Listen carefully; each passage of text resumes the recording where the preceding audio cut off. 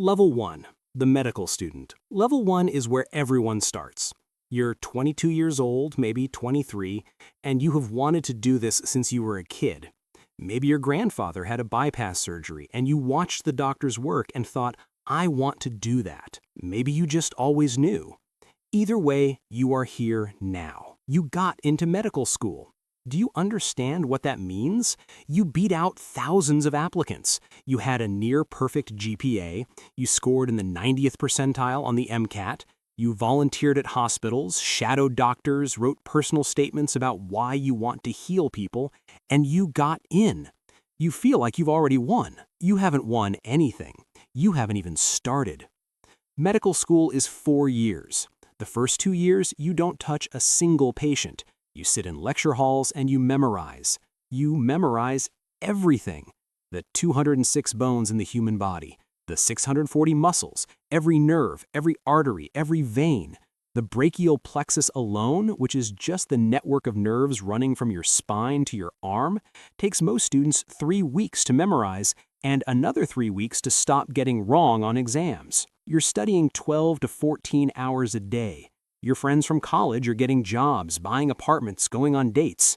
You are in the library at 2 in the morning learning the Krebs cycle for the 4th time because you keep forgetting one step, and that one step will be on the exam tomorrow. Anatomy lab is your first real introduction to what this career actually is.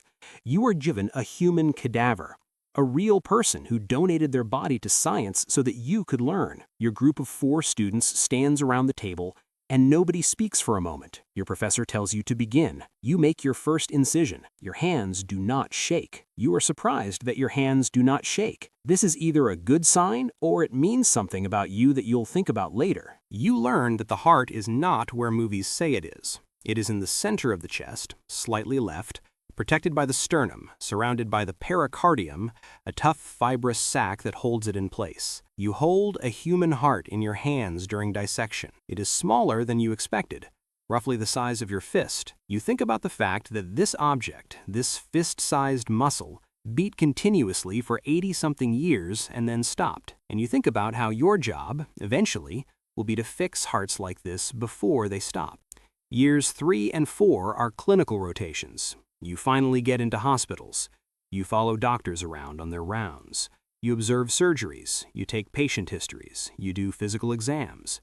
You are the lowest person in every room you walk into. The nurses know more than you. The residents know infinitely more than you. The attendings look at you like you are furniture that occasionally asks questions. You rotate through internal medicine, pediatrics, obstetrics, psychiatry, general surgery. You have to try everything before you can choose your specialty. And in your 3rd year, you scrub into your first cardiac surgery. You stand at the edge of the operating table. The attending surgeon opens the chest, cracks the sternum with a tool that sounds exactly like what you think cracking a sternum would sound like, and spreads the ribs with a retractor. And there it is, a beating heart, right there, exposed, in a living person. You do not touch anything. You hold a retractor for 4 hours. Your back aches, your feet ache. You are not allowed to sit. You are not allowed to leave unless the attending says you can leave. At hour 3, your attending asks you a question about the mitral valve without looking up from the operative field. You answer correctly. He says nothing. That is the closest thing to a compliment you will receive for the next several years. You match into medical school residency. You chose surgery. Everyone told you not to choose surgery. Surgery means the longest training, the hardest hours, the most brutal path. You chose it anyway, because you stood at that table and watched a surgeon hold a beating heart, and you knew you were moving to Level 2. Level 2, the surgical resident. Level 2 is 5 to 7 years of the hardest work any human being in a professional setting is legally allowed to do. You are a general surgery resident first. Before you can specialize in cardiac surgery, you need 5 years of general surgery residency. 5 years of operating on everything: appendices, gallbladders, bowel obstructions, hernias, trauma. You are in the hospital 60 to 80 hours a week. On your busiest weeks, 100 hours. You are making $55,000 to $65,000 a year. That works out to roughly $10 to $15 an hour when you divide your salary by your actual hours worked. You have $200,000 in medical school debt. You are not paying it off. You are barely making the minimum payments. The interest is growing faster than you can touch it. Your first year of residency is called intern year, and intern year is designed to break you. Not because anyone is cruel, because the only way to become competent in medicine is volume. You need to see enough patients, do enough procedures, make enough decisions under supervision that eventually the decisions become automatic. And the only way to get that volume is to be there constantly. You work a 24-hour shift. You go home, sleep for 5 hours, come back. You work another 16 hours. You go home, sleep for 6 hours, come back. This is your life for 5 years. You stop knowing what day it is. You stop caring what day it is. Days are just blocks of time between procedures. You are learning to operate, not watching, operating. Your attending supervises, but your hands are in the body. You are closing wounds, removing gallbladders laparoscopically, managing bleeding. You make a mistake in your second year. Not a catastrophic one, but a real one. You clip the wrong structure during a laparoscopic procedure, and your attending has to correct it. Nobody dies. The patient recovers fully. But you sit in your car in the parking garage for 20 minutes afterward, and you replay it. You replay it for weeks. Your attending tells you afterward, quietly, in the hallway, "The surgeons who scare me are the ones who don't replay their mistakes." You replay yours. That's why you'll be good. You rotate through cardiac surgery in your third year. You finally get back to where you wanted to be. And now you are not just watching, you are assisting. You are learning to operate the bypass machine, the heart-lung machine that takes over the function of the heart and lungs while the surgeon stops the heart to work on it. You are learning to harvest the saphenous vein from the patient's leg, which will be used as a bypass graft. You are learning to suture on a stopped heart, placing stitches so small and so precise that the thread is finer than a human hair. After 5 years of general surgery residency, you apply for a cardiac surgery fellowship, 2 to 3 more years of specialized training. You match. You are moving to Level 3. Level 3, the Cardiac Surgery Fellow. Level 3 is where you finally become what you said you wanted to be when you were a kid watching doctors save lives. Except now you understand that what you wanted to be and what it actually is are 2 different things, and you want it even more.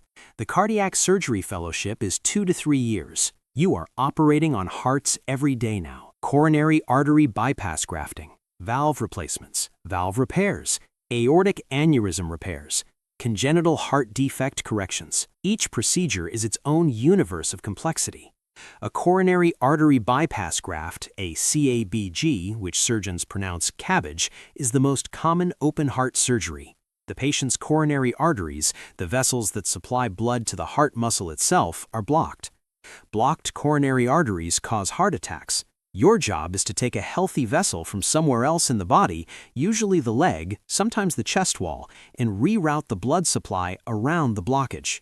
You are replumbing a heart while it is stopped, while a machine is doing the work of that heart and those lungs. And you have a window of time to do it cleanly and correctly before complications begin. You put the patient on bypass. You administer cardioplegia solution, a cold, potassium-rich solution that stops the heart in a relaxed state. The heart stops beating. The room gets quieter. The bypass machine hums. The surgical field is still, and you work. Your sutures are placed under magnification loupes, lenses attached to your glasses that magnify the operative field 2 to 4 times. The anastomosis, the connection between the graft vessel and the coronary artery, is maybe 2 millimeters wide. You are placing 8 to 10 sutures around a circle the diameter of a pencil eraser. Each suture must be perfect. Too tight and you narrow the vessel. Too loose and it leaks. Either one can kill the patient. You come off bypass. The heart is warmed.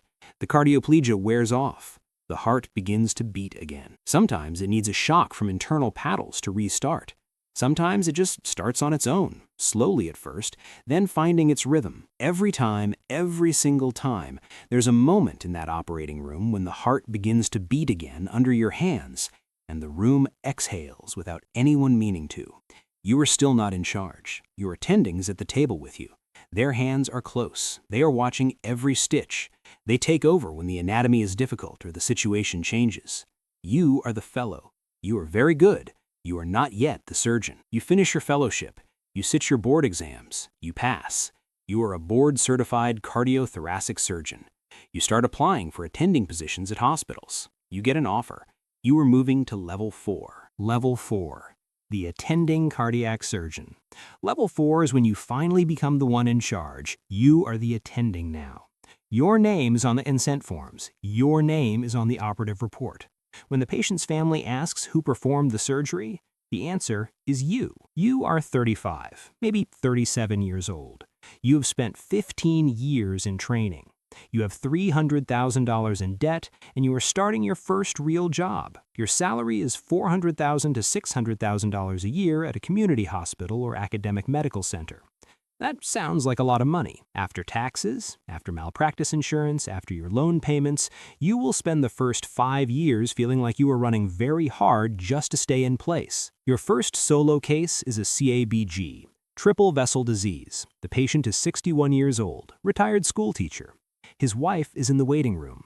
He looked you in the eye before you put him to sleep and said, "I trust you." You nodded and told him he was going to be fine. Then you walked into the operating room and stood at the table, and the scrub tech asked if you were ready. And you said yes. There is no attending behind you now. There is a first assist, a PA or a resident, but they are not taking over. You are the surgeon. You open the chest. You go on bypass. You stop the heart. And you operate. Your hands are steady. They have always been steady. You finish the anastomoses. You come off bypass. The heart starts. You close. The patient goes to the ICU. 4 hours later, the patient is awake and squeezing his wife's hand.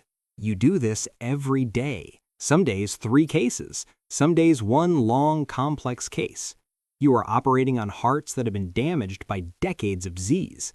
You are replacing valves that have calcified into stone. You are repairing aortas that are ballooning dangerously close to rupture. You are doing emergency cases in the middle of the night, where a patient comes in from the cath lab after a failed angioplasty and their heart is shutting down, and you have 45 minutes to get them to the operating room and on bypass before they die. Those nights are the ones that test you. You are tired. You have already done 2 cases today. It is 2 in the morning. You get the call. You are back in the hospital in 25 minutes. Your team is already setting up.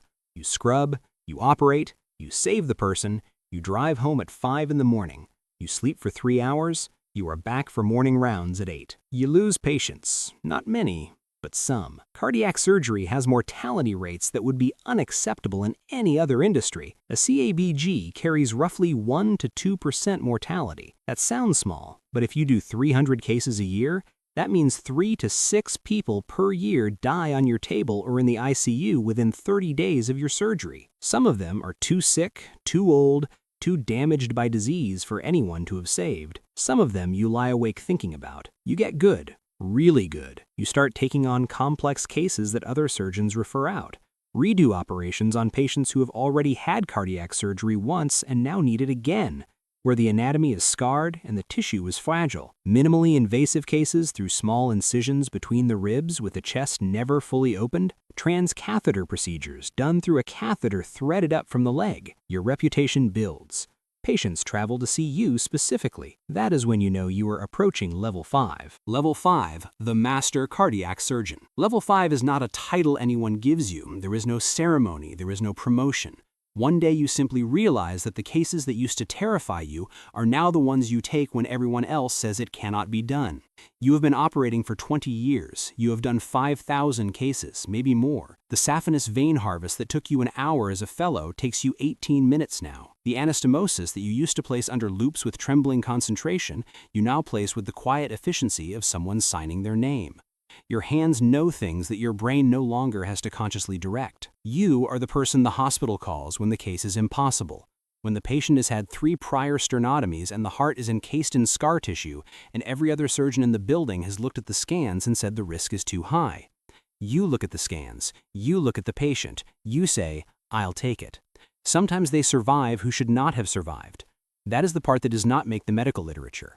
The 74-year-old with an ejection fraction of 15% and renal failure and a calcified aorta who every risk calculator says has a 40% chance of dying on the table, and who walks out of the hospital 12 days later and goes home to his garden. You did not do something magical, you did something precise, but precision at this level starts to feel like something else. You are teaching now. Medical students, residents, fellows. You are the attending who they'll remember for the rest of their careers. You are patient with some things and completely intolerant of others. You are patient with inexperience. You are intolerant of carelessness. There is a difference, and you explain it once. You have slowed down. Not your hands, your schedule. You used to operate 5 days a week. Now you operate 3. You spend the other 2 days in clinic, in the cath lab conference, reviewing imaging, doing the cognitive work of surgery that happens before anyone touches a scalpel. Your residents do more of the operating now. Your job is to guide and to take over when it matters. The best compliment you ever receive is from a fellow who tells you she barely noticed you take over and take back because the transition was so smooth the case never changed its rhythm. You are 58 years old. You have operated on over 6,000 hearts. You have held a beating heart in your hands more times than you can count. You have restarted hearts that had stopped. You have watched hearts that you repaired beat for another 20 years inside people who went home and raised grandchildren and retired and forgot your name, which is exactly how it is supposed to work. A 7-year-old girl is brought to your hospital from 3 states away. She has a complex congenital heart defect that 2 other centers have declined to repair. Her anatomy is abnormal in ways that make the standard approach impossible. Her parents sit across from you in your office, and they are trying very hard not to cry. You look at her imaging for a long time. You think through the approach. You think through the contingencies. You think through what you will do if the thing that might go wrong goes wrong. And then you look at her parents, and you tell them what you are going to do, and how you are going to do it, and what they should expect. You operate for 9 hours. Your back hurts, your feet hurt. You do not notice either. You come off bypass. The reconstructed heart begins to beat. It beats with a rhythm it has never had before because it has never had the anatomy it has now. The scrub tech, who has worked with you for 11 years and does not say things like this, says, "That looks beautiful." The girl goes home 3 weeks later. She will need a follow-up surgery in her teens. She will live a normal life. She will probably never know your name. That is fine. That is exactly fine. You drive home. The sun is coming up. You have been in the hospital for 11 hours. You make coffee. You sit at the kitchen table. You think about a cadaver lab in your first year of medical school, a fist-sized heart in your hands, and the thought you had then about fixing hearts before they stop. You have been doing that for 30 years. You are level 5.